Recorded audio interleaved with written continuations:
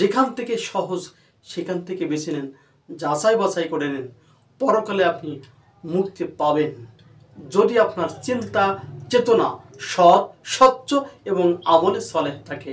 ভাই, আপনি আজ না হোক কাল মুক্তি পাবেন, চেষ্টা করুন। হেদায়েত আসে আল্লাহর পক্ষ থেকে।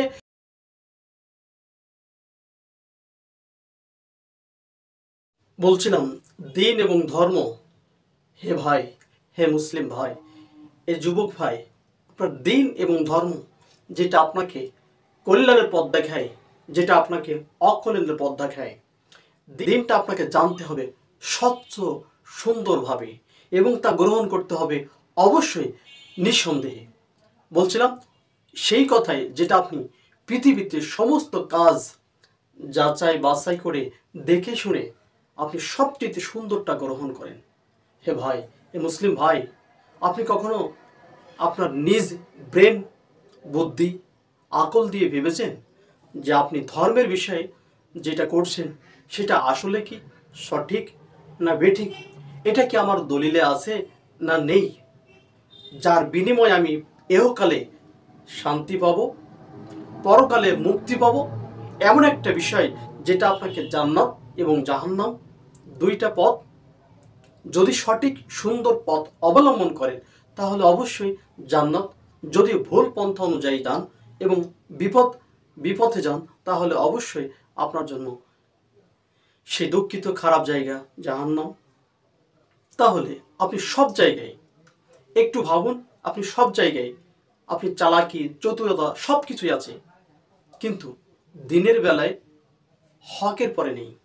দিনের জন্য, ইসলামের জন্য মানুষের পরে নির্ভর করেন, সেই ব্যক্তি হোক, কোনো জনগোষ্ঠী হোক ইত্যাদির পরে। কিন্তু আপনাকে প্রশ্ন করা হবে একেই, মার রব্বুকা মা দীনুকা মা নবিয়ুকা, আর কাউকে করা হবে না।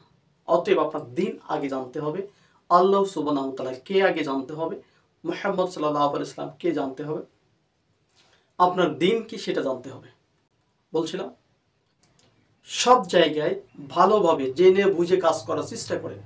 কোথাও ভাইবা দিতে গেলেন কি কি আসতে পারে, কোথাও চাকরিতে জয়েন করতে যাবেন সেখানে আমার কোন কোন কাগজগুলো লাগবে, কোন কাগজপত্রগুলো লাগবে এটা আপনি বুঝেন।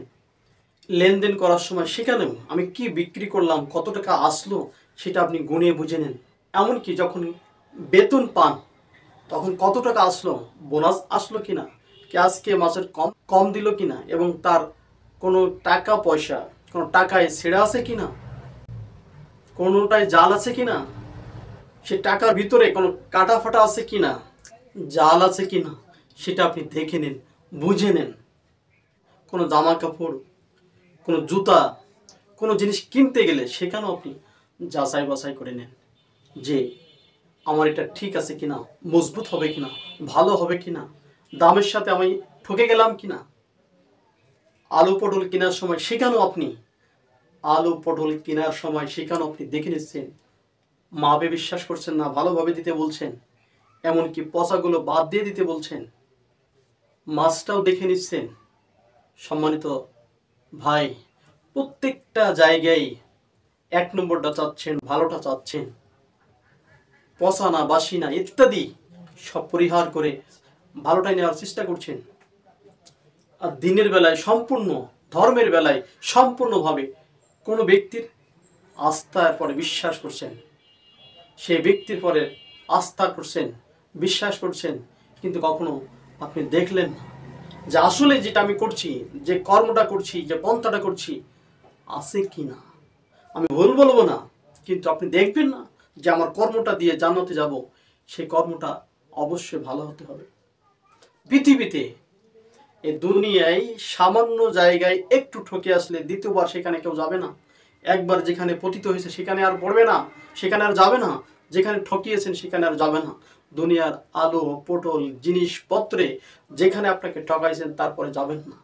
কিন্তু ইসলাম ধর্ম, এটা যদি আপনি পরকালে ঠকে যান তাহলে সেখান থেকে শুধরানোর কোনো পথ পন্থা নেই, সেখান থেকে বাঁচার কোনো পথ ঘাট নেই, সেখান থেকে ফিরে আসার কোনো সুযোগ নেই।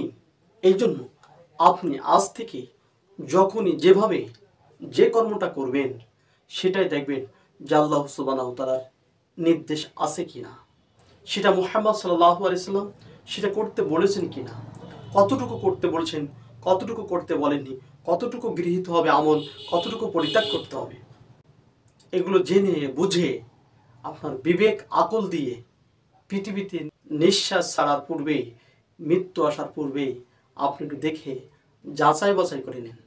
ডিজিটাল যুগে, কম্পিউটারের যুগে, ইন্টারনেটের যুগে গোটা পৃথিবীতে যে কোনো বই, যে কোনো কিতাব, কোরআন, হাদিস সব সম্মুখে উপস্থিত, বাংলা, ইংরেজি, আরবি সবটাই আপনার যেখান থেকে সহজ সেখান থেকে বেছে নেন, যাচাই বাছাই করে নেন, পরকালে আপনি মুক্তি পাবেন যদি আপনার চিন্তা চেতনা সৎ, স্বচ্ছ এবং আমলে সলেহ থাকে।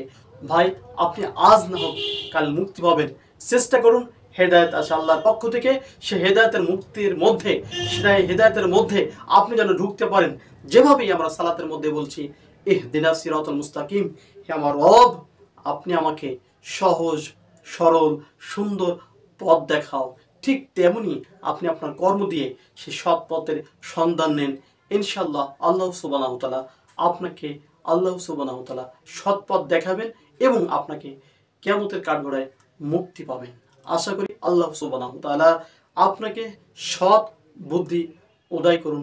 আল্লাহুম্মা আমিন।